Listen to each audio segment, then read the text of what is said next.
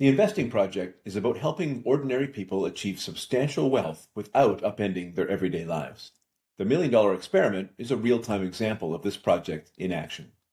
And my foundational premise in leading this project is that I am not an expert in any of these topics.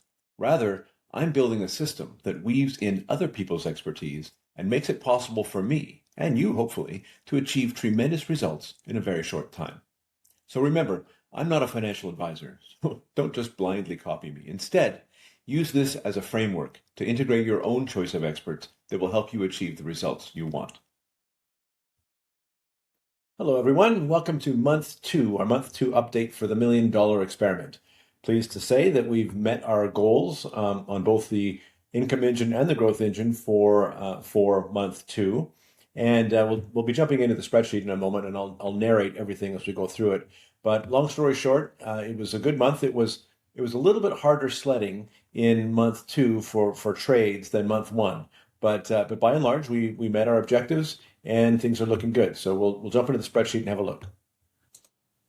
So looking at the detail here, we can see the activity from week 6, 7, 8, and 9. And we had a lot more activity. The numbers are getting larger, not surprisingly, because we're by and large, we're trading 2 contracts instead of 1. So think back to month 1, most of our contracts were 1, or most of our trades rather were 1 contract. In month 2, most of our trades were 2 contracts. And of course, it'll be going up to 3 contracts by and large in month 3. But we can see, as we mentioned, that we had 24 trades. And 15 wins, 8 losses, and 1 break even. And of course, as soon as we met our $1 Million Experiment profit target, which was right here on May the 6th with the $544, we then switched to the alternative or simulation account to do to carry out the balance of $345. So we'll look at that in the total sheet in a moment. But first, let's jump over to the to the investing side of things, where we look at the growth engine. We mentioned in the weekly update that this first put option that we put on for last month has successfully expired worthless, which means we keep the entire $100 that we made from it, and we roll that in to the money that we have available to trade in for month 3.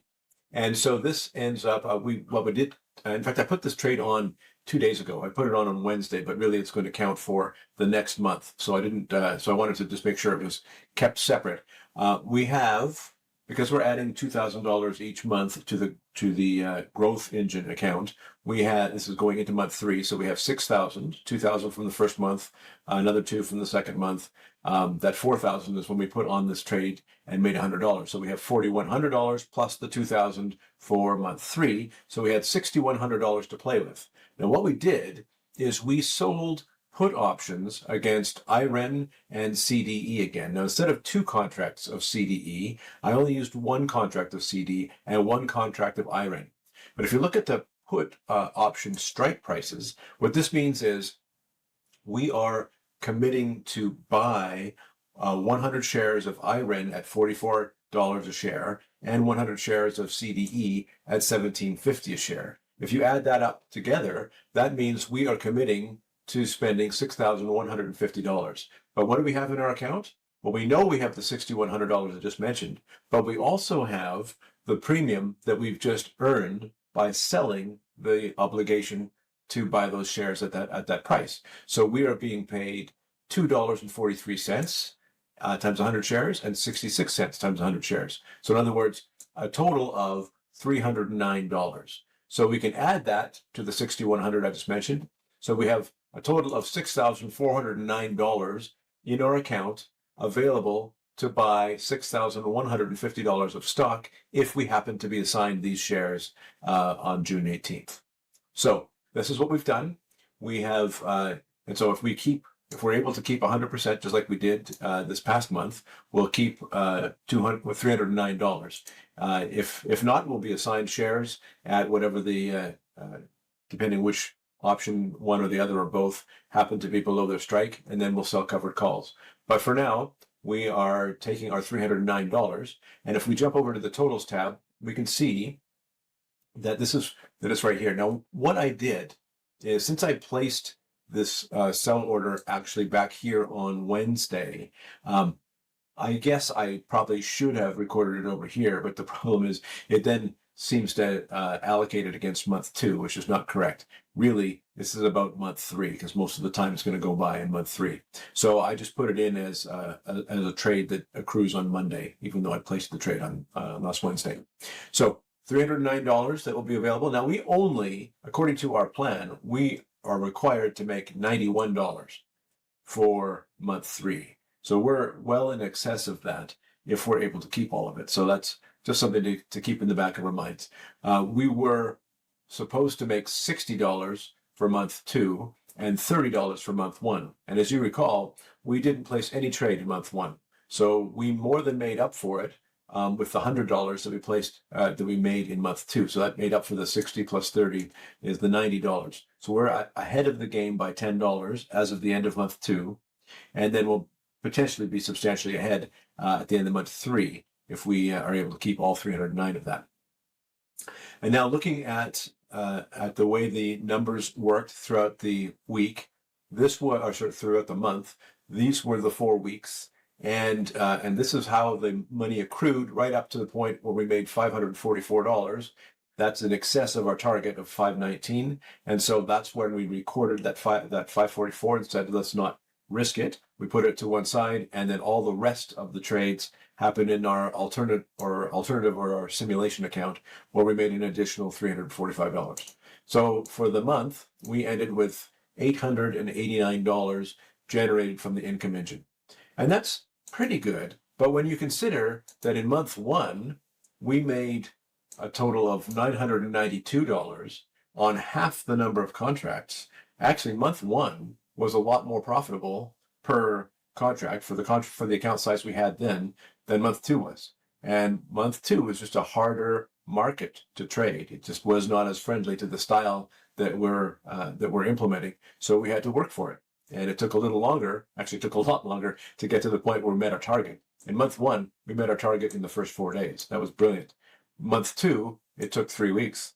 So, sometimes that's what happens. That's also the reason why we didn't go about changing our target back when we met it so quickly in month 1. It just so happened that we encountered some very friendly market conditions. Sometimes that's not the way it works.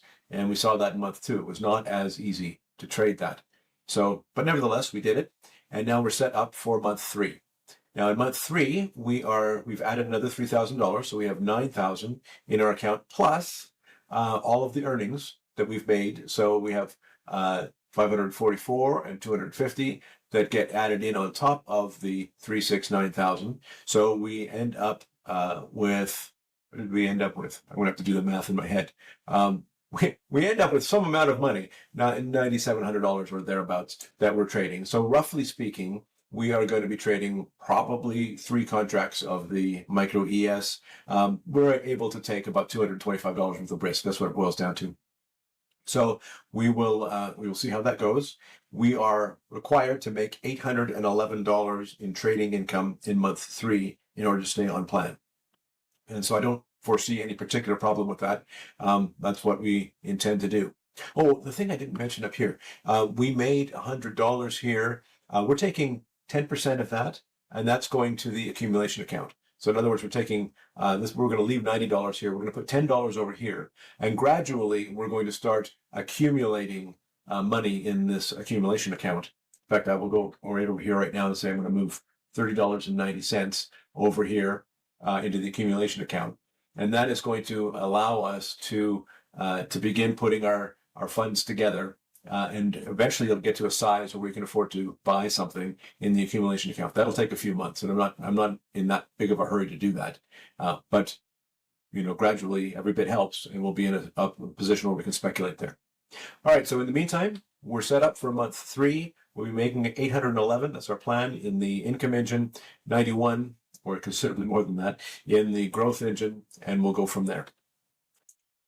Actually, it's probably useful to look at the actual charts and just see what our plan is. It's always useful to review that. So if you recall from our earlier foray into the $1 million experiment, you can see this is month over month. the plan. You mentioned I mentioned $811. That's the intent for month 3, and it grows from there. And you can see that if you look at the actual dashboard, wait a second, we've got something still open here. Don't let's close this. No, oh, this is the one that's open. Let's close that. There we go.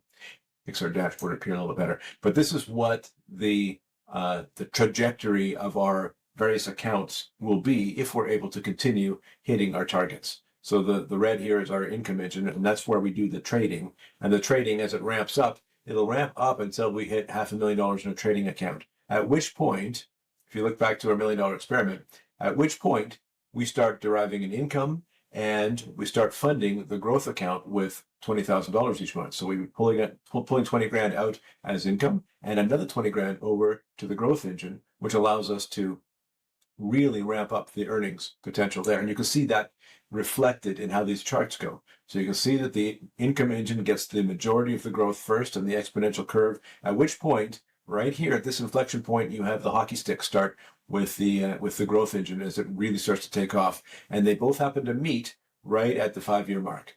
And that's where we've hit our $1 million plus our $20,000 a month income. That's the plan. And we are going to see how well we can stick to that plan as the months go by. Hey, just a quick wrap up to the monthly update here, and that is that if you would like to download the actual spreadsheet that I showed you, not the one with the live data that we're tracking, but the one that shows the entire $1 million experiment plan and the projections and the tax planning tab and all of that, you can do that for free. It's on our website at theinvestingproject.com. You can also see the link here on the screen and in the video description. So if you want to download that, feel free to do so. You can follow along. You can see how we're doing relative to the plan, when we're exceeding it, when we're falling behind, etc. So it's there for your consumption if you like.